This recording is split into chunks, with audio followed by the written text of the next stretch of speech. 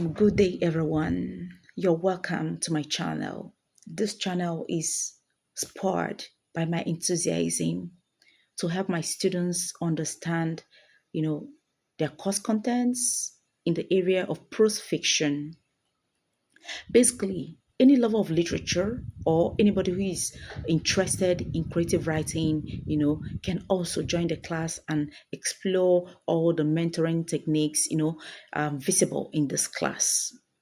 Now, basically, I am interested in handling introduction to prose fiction. This is an interesting course that has, complex natures or technicalities that would expose, lovers of literature, understanding literature better. Now, before you understand what prose is or any given topic, it becomes important that you look at the title of the topic. Introduction to Prose Fiction. Introduction simply means to let people into a new subject of discussion or a subject of discussion for them to comprehend that. Then you look at prose. What is prose? You have to understand that prose is a form of written language that is used to communicate factual or fictional, information in a straightforward manner or in an ordinary manner. And that is to say that it is the most common, form of written language used either in novels, essays, articles, or other forms of writing. And then when we go to literature, literature simply means any documentation made on any given subject of discussion. So when you talk of subject of discussion, you talk about any subject in any area. It can be Igbo language. It can be subject on like agriculture. It can be subject on government as in subject in government, economics, or any given subject. It could be subject of love on any thematic factor, explored by the author. But the most important thing about literature is that you have to understand that literature has two concepts, that basic concepts of literature. Whenever the word literature is mentioned, you must understand that it must be incubated in two concepts. Number one is what I called literature in general sense. The number two is what I call literature, from the imaginative sense. Now, for the students of literature or those who are interested in literature, you have to understand that our interest in prose literature is not on literature from the general sense, that literature that discusses general topics, general subjects that anybody could read. Our interest in prose literature is on what we call the imaginative sense. Now, remember, there are two types of literature. We have the oral literature and we have the written literature. In layman's language, oral literature simply means any literature that is handed down verbally from one person to the other or from one generation to the other. So all the narratives are presented verbally. It could be in poetic form, it could be in dramatic form, and then it could be in narrative form. Then when you talk about prose fiction, now, basically, you have to understand that literature has three major genres: poetry, prose, and drama. Or basically, I take it the way it's appeared, they emerged: poetry, drama, and prose. And intricately, most understand the features of these three genres of literature. Poetry is the first to emanate out of the three genres of literature, or what the French could call genres of literature. So poetry, has its characteristics. It is presented in lines, it is lyrical, it is metrical, all those. There are features, that you must see, in poetry to understand its poetry. In lines must be stanzaic form. It can be presented in verses. So these are replicated, features of poetry. Now, look at drama. One aspect of drama as a genre of literature is that it employs dialogue. Dialogue in nature. It is dialogic in nature. It must employ dialogue, for it to be documented. And then when you talk about prose, which is the last to emerge, you must always talk about the narrative form, which could be short or which could be short or long. So it has several complexities with all the elements embedded in it. So when we talk about being short or long, there are features that will help you to understand how complex, a prose is.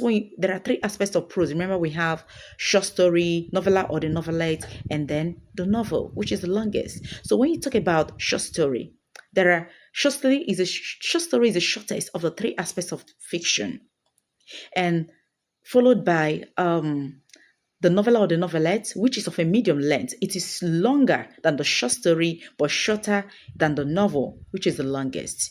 And we have the novel. It is very complex in plot structure, in thematic, factors, in subject matter, in characterization, in the use of diction. The novel is really very complex.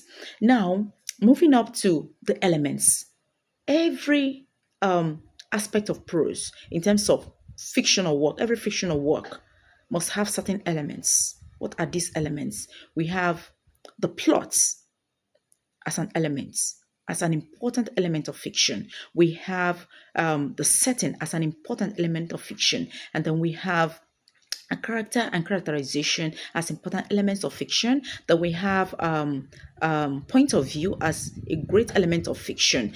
We have the tone, the mood, we have a thematic preoccupation and the subject matter, and there are other features but these are the basic features that you really need to understand for you to know how complex a work is, because we talk of complexity in terms of all these elements, in terms of the number of words, in terms of the heightened explication in the plot structure, having plot within a plot, as seen in the novel, as seen in the novella and in the novelette.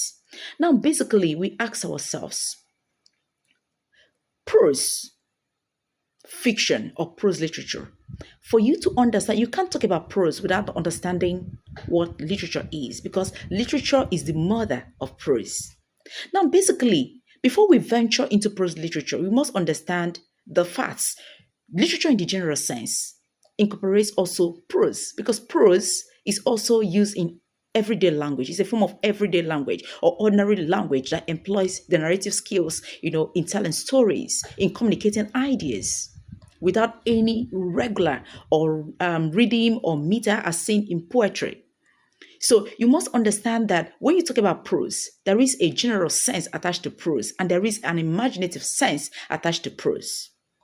And then to understand prose again, you must understand that prose is simply a straightforward structure that typically follows a logical and chronological structure.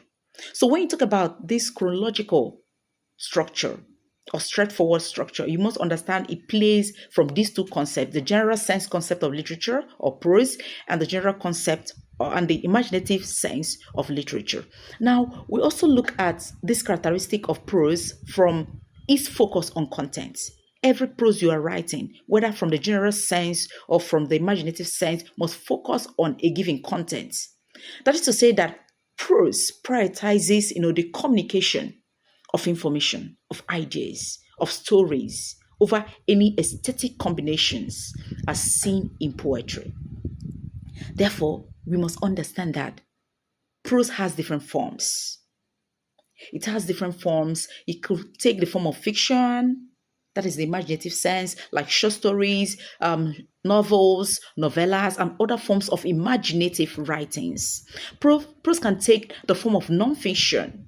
So it can take in form of essays, biographies, memoirs, or other forms of informative writing.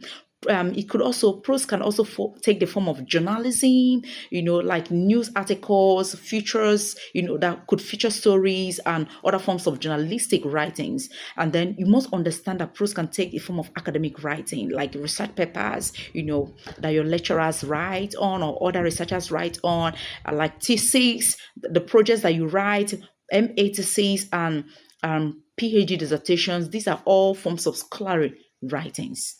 Now, when you are able to understand this, then we begin to make sense out of what prose literature is, because our interest is on imaginative form of literature or imaginative form of prose. Yes.